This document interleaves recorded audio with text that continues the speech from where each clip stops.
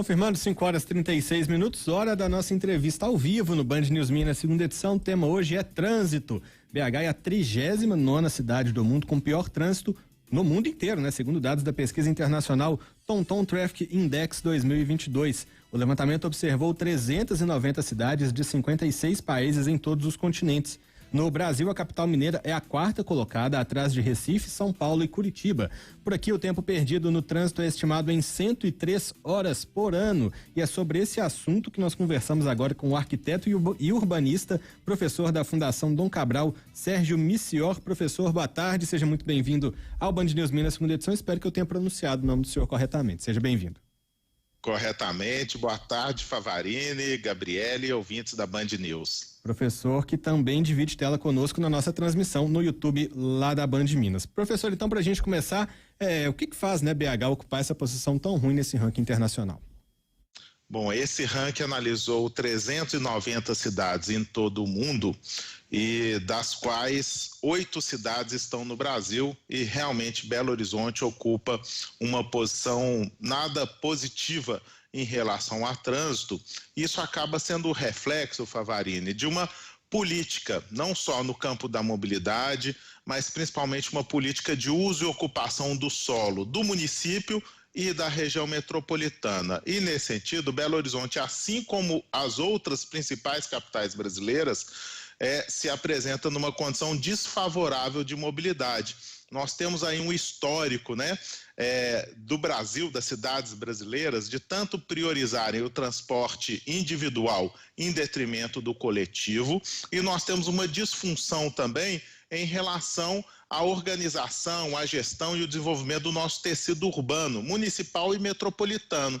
Haja vista que as pessoas de menor renda moram cada vez mais distantes das oportunidades de trabalho, de emprego, ou mesmo das necessidades diárias relacionadas a equipamentos de educação, de saúde, de lazer e de cultura. Isso faz com que as pessoas tenham que fazer um deslocamento diário de grandes extensões, e aí sim, né, um deslocamento oneroso também, porque você não encontra a infraestrutura necessária de mobilidade urbana nas cidades brasileiras. Então o caminho passa necessariamente, ao meu ver, por uma conjugação entre políticas voltadas a repensar o tecido urbano e principalmente o acesso às famílias de menor renda, às áreas já adensadas e com uma boa infraestrutura e com oportunidades principalmente de trabalho e renda, e ao mesmo tempo um investimento maciço em sistemas de transporte coletivo e até na parte de mobilidade também não motorizada, ou seja, as possibilidades também de utilizar as funções cotidianas por meio, né, da bicicleta ou mesmo sem a necessidade de nenhum equipamento. Mas é necessário, veja que esse tema envolve necessariamente a questão da mobilidade, o uso do solo e até mesmo aspectos de uma política, né, de acesso à moradia pelas famílias de menor renda.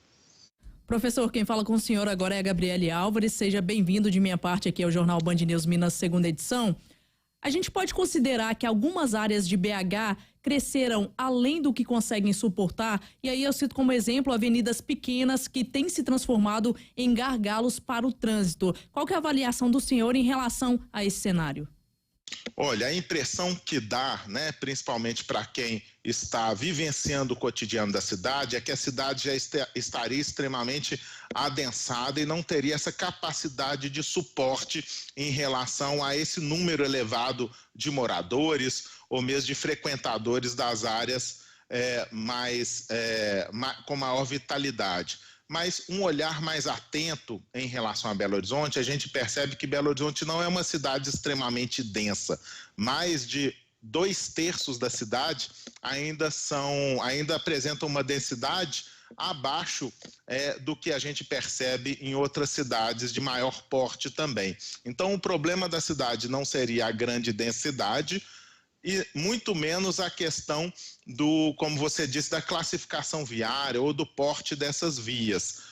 Talvez a maior questão esteja ligado a uma política voltada à priorização do transporte individual. Veja que, de algumas décadas para cá, a gente tem privilegiado o financiamento, a isenção de impostos para veículos e pouco se investe na melhoria da mobilidade do transporte coletivo. Então, Belo Horizonte, infelizmente, ainda conta com uma única linha de metrô e que a gente ainda enfrenta essas dificuldades como greves e paralisações. Então, estamos falando aí de menos de 30 quilômetros de linha de metrô, que não atende integralmente a região metropolitana.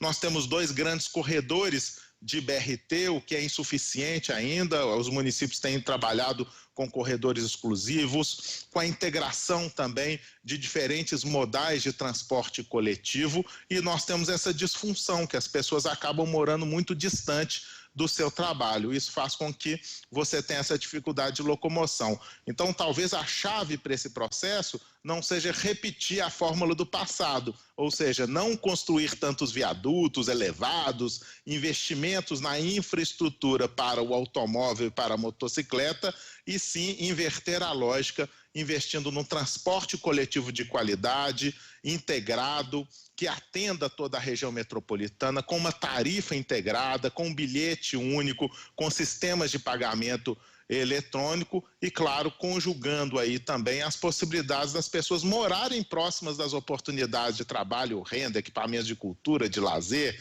de saúde, de educação, de forma que num curto espaço de tempo e distância elas possam acessar essas principais funções cotidianas. Isso não significa, viu, Gabriele, que nós estamos aqui demonizando o automóvel, mas ele não precisa ser o único meio de locomoção cotidiana, o carro ou a moto. E sim, como acontece em todas as cidades que estão se destacando positivamente no campo da mobilidade, que investem no transporte coletivo e no transporte não motorizado por meio da bicicleta e principalmente da acessibilidade para o pedestre.